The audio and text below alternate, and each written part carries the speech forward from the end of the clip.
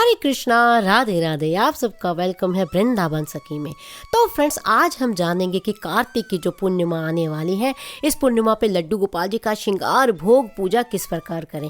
तो देखिए फ्रेंड्स, सबसे पहले हम गोपाल जी को एक स्वच्छ थाली या कोई भी स्वच्छ बर्तन लेंगे, उसके अंदर विराजमान करेंगे और ठाकुर जी का करवाएंगे स्नान। तो स्नान आप पंचामृत से भी करवा सकते हैं, आप दूध से भी करा सकते हैं, आप चंदन से भी करा सकते हैं। तो पंचामृत आप इकट्ठा घोल के भी करा सकते हैं, या फिर जिस तरह मैं करवा रही हूँ अलग अलग सारा जो 5 चीज़ें होती हैं, आप लोग जानते ही हैं कि 5 चीज़ें कौन सी होती हैं, दूध, दही, शहद, घी और शक्कर।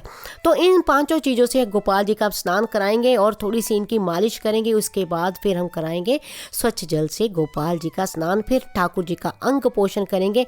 अंग पोषण करने के बाद ठाकुर जी को धारण कराएंगे हम वस्त्र। तो वस्त्र आप चाहें तो देखिए, पूर्णिमा है तो पूर्णिमा पे सफ़ेद रंग के वस्त्र भी आप धारण करा सकते हैं। और मान लीजिए अगर सफ़ेद रंग के आपके पास वस्त्र ना हो तो कोई भी पीले वस्त्र आप ठाकुर जी को धारण करा सकते हैं। तो प्रयास कीजिए कि अगर आपको नए वस्त्र हो तो आप नए धारण करें। अगर मान लीजिए नए नहीं है तो साफ सुथरे सुंदर से कोई भी वस्त्र आप ठाकुर जी को धारण करा सकते हैं। फिर उसके बाद ठाकुर जी का सुंदर सा श्रृंगार कीजिए, सुंदर से अलंकार प्यारे को धारण कराइए। फिर उसके बाद ठाकुर जी की हम इत्र सेवा करेंगे। फिर उसके बाद देखिए, ठाकुर जी को वंशी हम धारण कराएंगे। बिना वंशी के ठाकुर जी का श्रृंगार संपूर्ण नहीं होता। उसके बाद ठाकुर जी को हम भोग में तुलसी देंगे, क्योंकि आप लोग जानते हैं तुलसी के बिना जो हमारे ठाकुर जी हैं किसी भी भोग को ग्रहण नहीं करते हैं। और तुलसी ठाकुर जी को बहुत प्रिय है और कार्तिक मास में तुलसी का एक विशेष ही महत्व है। आप ठाकुर जी को भोग में आपने जो भी कार्तिक पूर्णिमा पे भोग बनाया है वो सारे भोग देंगे। जैसे मैंने आटे की पंजीरी बनाई है, पंजीरी का भोग लगा सकते हैं। सबसे प्रिय ठाकुर जी का भोग है माखन मिश्री का, माखन मिश्री का भोग आप लगा सकते हैं। पंचमेवे का भोग लगा सकते हैं। और कोई भी खोए से या दूध से बनी जो मिठाई होती है, जिसको मावा भी कहते हैं हम, तो मावे से बनी कोई भी मिठाई जो होती है आप उसका ठाकुर जी को भोग लगा सकते हैं। और कोई भी ऋतुफल जो भी आपके पास हो ऋतुफल, वो ऋतुफल का भोग भी आप ठाकुर जी को लगा सकते हैं। और यथाशक्ति जितना आपका सामर्थ्य हो उतनी जो है ठाकुर जी को आप दक्षिणा भी दीजिए। फिर करेंगे हम ठाकुर जी की आरती।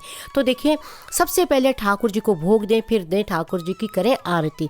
तो आरती करने के बाद देखिए, हम ठाकुर जी के आगे हाथ जोड़ के प्रार्थना करेंगे कि ठाकुर जी, इस कार्तिक पूर्णिमा पे हमने आपकी पूजा की है और ये पूजा को आप स्वीकार करें, क्योंकि कार्तिक में पूजा का बड़ा ही विशेष महत्व होता है। आप लोग जानते हैं स्नान करना कार्तिक में और दीप दान करने का विशेष ही महत्व होता है।